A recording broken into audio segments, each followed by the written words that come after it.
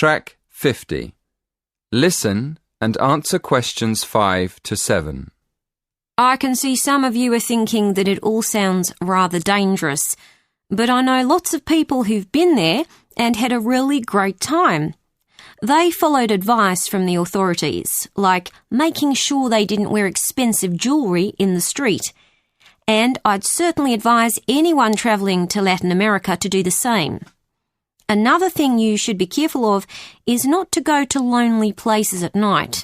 But of course, that's the same anywhere. But I must say, you do have to be very careful in some parts of Latin America when you take your money out of a cash machine. Sometimes you find that thieves stand very close to people at cash machines and take their money as it comes out. Before you hear the rest of the talk, in the exam you will have 20 seconds to look at questions 8 to 10. Track 51. Listen and answer questions 8 to 10. Okay, so now I'll finish by talking a little bit about India.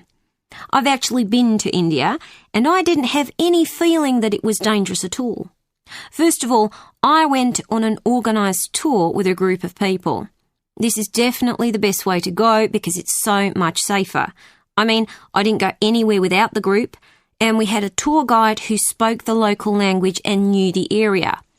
In fact, I remember now, she warned us not to go off with strangers, even if they seem nice and friendly. But again, you wouldn't do that at home either, would you?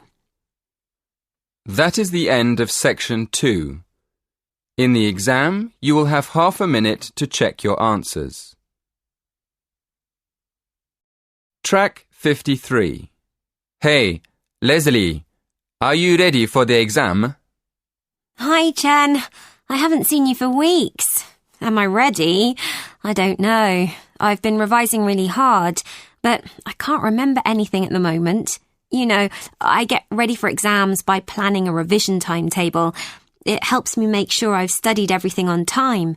But just before an exam, my mind goes blank. Yes, I know what you mean.